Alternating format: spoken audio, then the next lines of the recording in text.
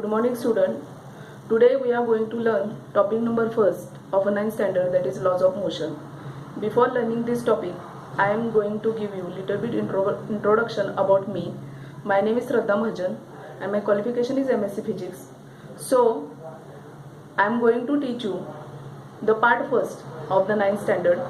Part first, that is science first. You have two parts in science, that is science first and science second. Science first is related to physics and chemistry and science second is related to biology. So I am going to teach you physics and chemistry topics. So before learning this topic, I want to tell you these you should learn or you should understand the concept related in these topics. It is essential for you. Otherwise what will happen? Only mugging all this stuff present in the textbook is not sufficient. When you go for the upper classes 11 12, the physics, chemistry, these subjects are very essential.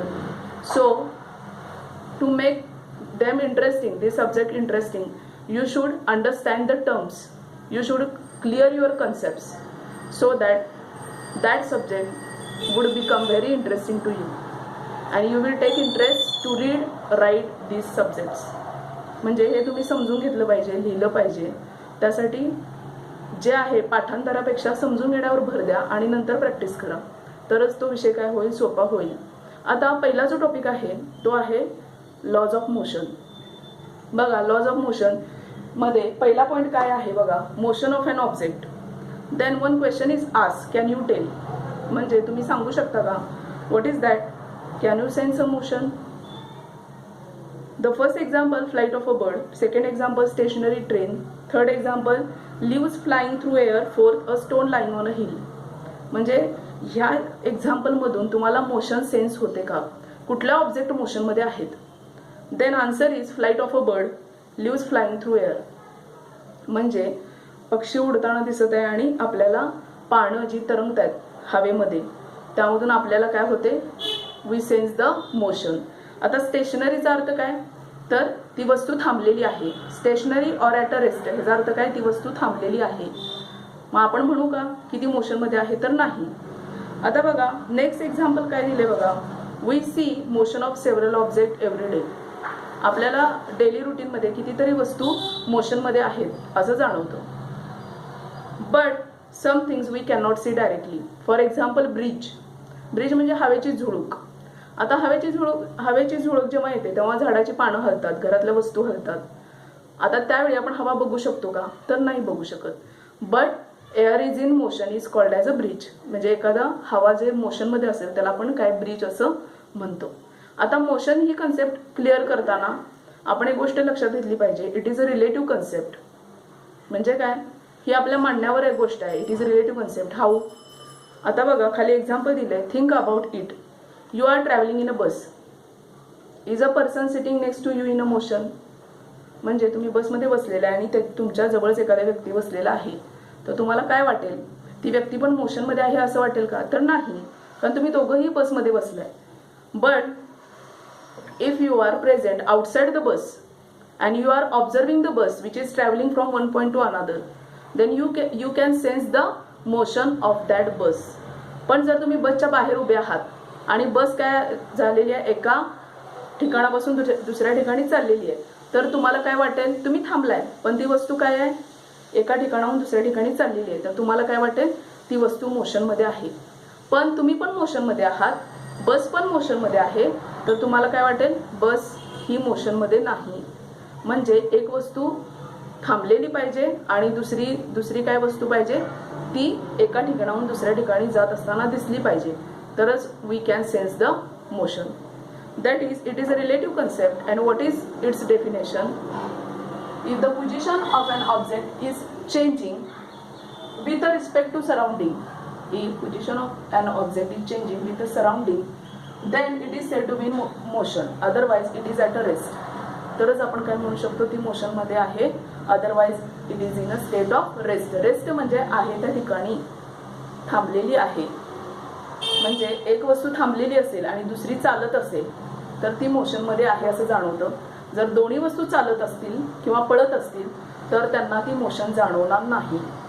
म्हणजे एक वस्तू काय पाहिजे, थांबलेली पाहिजे आणि दुसरी काय मोशनमध्ये पाहिजे, तरच तुम्हाला असं वाटेल की दुसरी वस्तू मोशनमध्ये आहे. Then next, what is the next term, displacement and distance.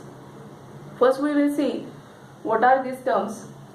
Now before learning this concept we will see the example which is given in your textbook. What is that example? You can see the picture in your textbook on the page number first. What is that picture? This is Sheetal and Prashant house and their school is present at the distance of 1300 kilometer. Now Sheetal goes from path A to her friend's house. This is Sangeeta's house. This is Sangeeta house.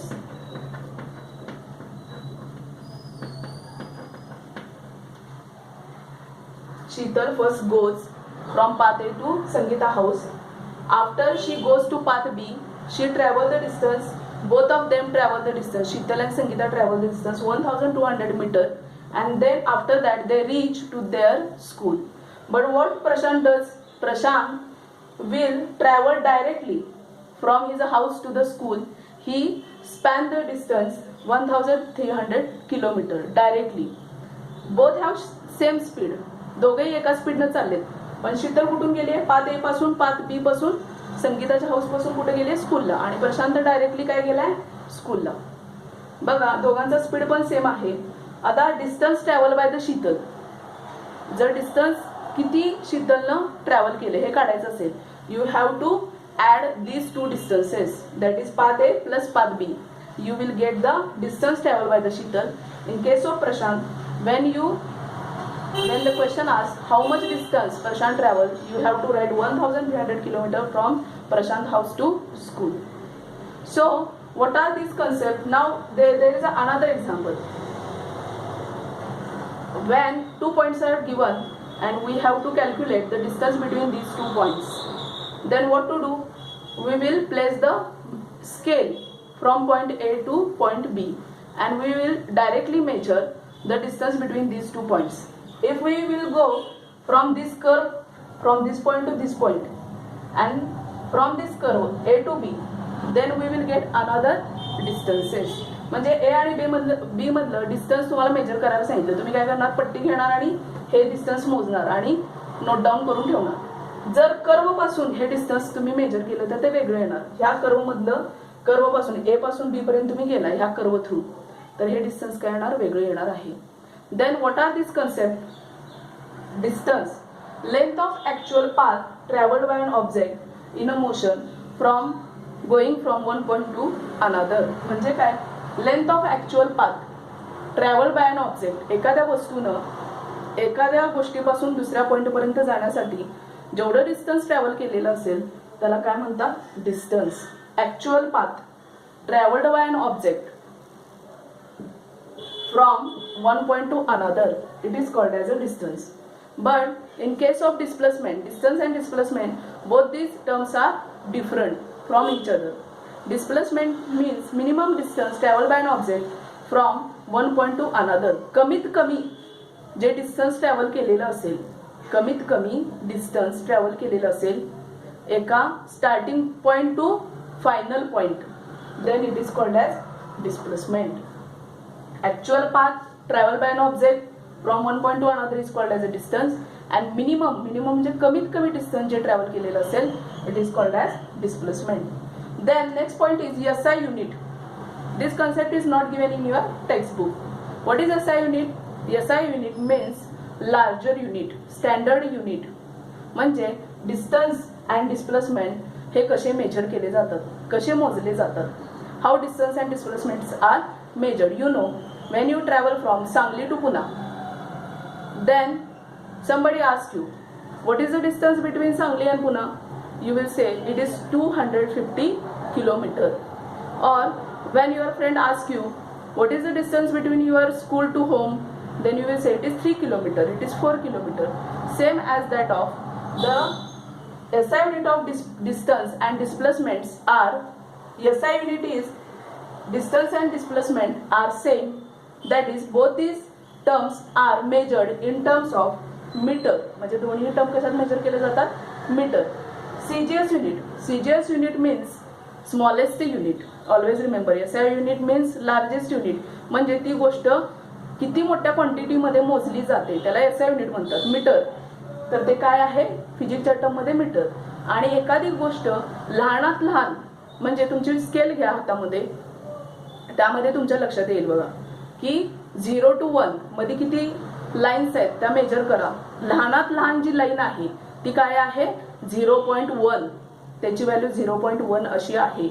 त्या पद्धतीनं distance and displacement, when you are going to measure distance and displacement in smallest unit, then this smallest unit called as CGS unit, it is measured in terms of centimeter, that is cm.